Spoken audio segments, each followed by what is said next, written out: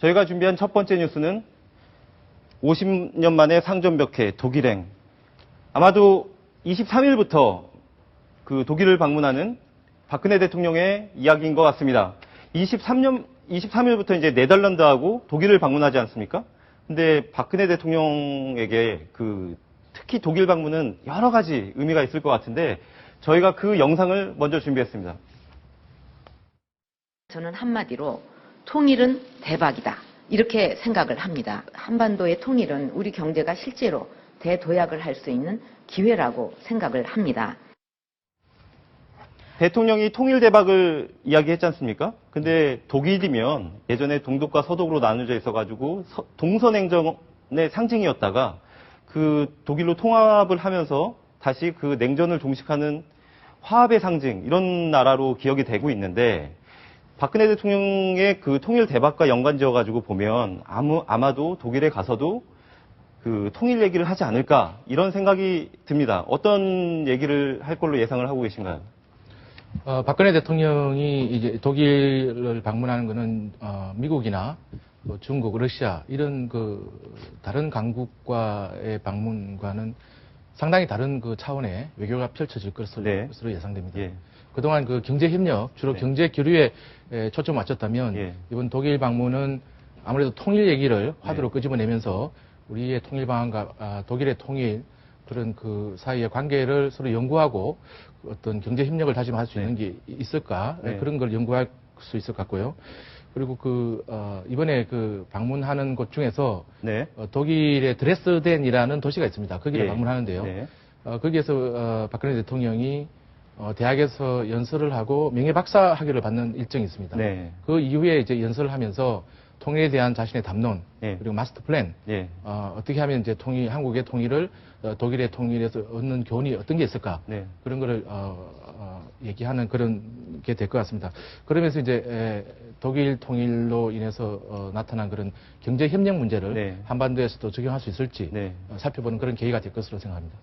아무래도 그동안 해외 순방이 경제 협력, 경제 외교에 약간 초점이 맞춰져 있었다면 이번에는 통일 외교의 무게가 좀 실릴 것이다. 그리고 그 중에서도 독일의 드레스덴에서 통일에 대한 좀 더 구체적인 얘기가 나올 것 같다. 이런 거죠?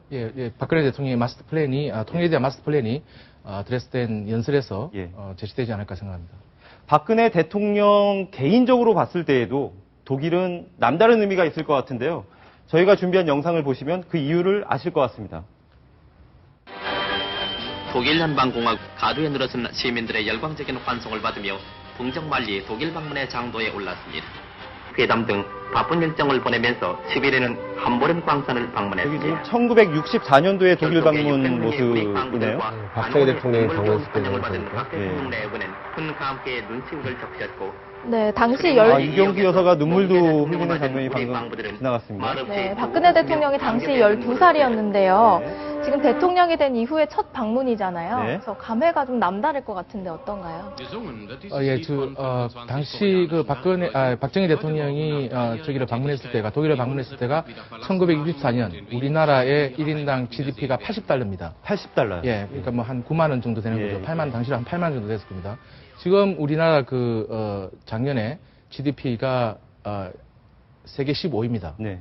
상전벽해의 그런 발전을 이룬 거죠. 근데 당시 박정희 대통령은 독일에 돈을 빌리러 갔습니다. 차관을 빌리러. 근데 이제 우리나라 사정이 워낙 어려우니까 미국도 어떤 나라도 우리한테 돈을 빌려주지 않는 그런 아주 그런 아주 열악한 상황이었습니다. 그때 이제 광부들과 이 관원사를 파독해서 독일에 보내서 저 사람들의 월급을 담보로 우리가 차관을 빌렸습니다. 그래서 아주 뜻깊은 방문이었습니다. 그러면은 저때 방문 때 간호사하고 광부들 그런 사람들도 좀 만났겠네요. 예, 그렇죠. 어쩌면 그분들이 우리나라 경제 성장을 하는데 굉장히 중요한 밑거름을 했다고 볼 수가 있겠네요. 예, 맞습니다.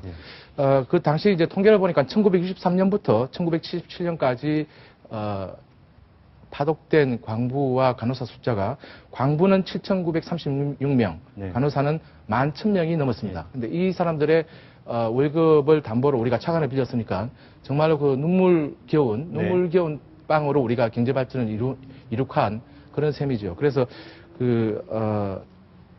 그 당시 이제 그 파독 강부들과 간호사들이 박정희 대통령을 보고 그리고 유영수 여사를 보고 눈물을 많이 흘렸습니다. 박정희 대통령도 그렇고 유 여사도 이제 눈물을 많이 흘렸는데 그때 정말 그 국모, 네. 국부다운 그런 모습을 우리는 그 독일에서 볼 수 있었습니다. 예.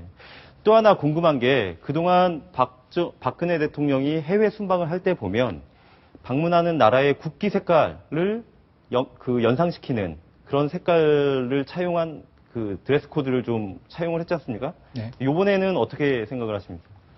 이번에는 박근혜 대통령의 패션이 지난번 그 러시아 때를 네. 한번 상상할 수 있겠습니다. 러시아 때 보면 이때는 인도 방문 때인 것 같은데요.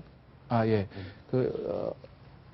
인도 방문 때, 저게 이제 인도 방문 때죠. 예. 이제 저때가 이제 싱 총리를 만나서 이제 아주 하얀, 네. 위 상의를 입으면서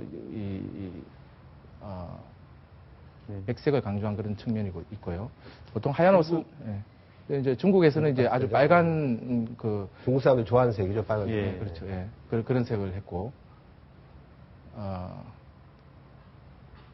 이번에 독일이니까 독일의 국기 색깔이 검정색, 노란색, 빨간색, 노란색. 그렇죠. 예, 검정색, 빨간색, 노란색. 그런 색깔들이 어느 정도 좀 매칭이 된 그런 옷을 준비를 할 가능성이 있어 보이네요. 예, 근데 이제 여러 가지 행사가 여러 가지 있기 때문에 그때마다 이제 아마 패션이 달라질 겁니다. 네. 교민간담회라든가 뭐 이런 네. 데서는 또 한복을 착용하고 나오실 거고 또 이제 회담이 있을 때는 아주 또 단색을 입고 단아하게 나와서 상당히 좀 품격 있는 그런 패션 외교를 펼치지 않나 그런 생각이 듭니다. 원래 이제 독일 전통 의상에 딘들 치마라고 있죠. 네. 그러니까 그 블라우스 입고 원피스 같은 거 입고 이제 앞에 앞치마 있는 이런 게 있는데 네. 약간 이건 서민들 복장이라서 뭐 그런 복장 입고 나오진 않을 것 같긴 한데 좀 관심이 쏠리는 대목이죠, 그 부분이. 방금 이렇게 노란색 자켓은 반드시 입을 것 같아요, 보면. 그 삼색계 꼭 들어가 있고 그냥 명예를 상징한다는 그런 뜻이기 때문에 독일 사람도 좋아한다고 합니다. 우리나라 입장에서는 아무래도 궁금한 거는 대통령이 통일에 대한 어떤 구체적인 청사진을 제시하느냐 이런 것 같습니다. 저희가 그 부분을 주시를 하면서 새로운 뉴스가 들어올 때마다 정리를 해드리겠습니다.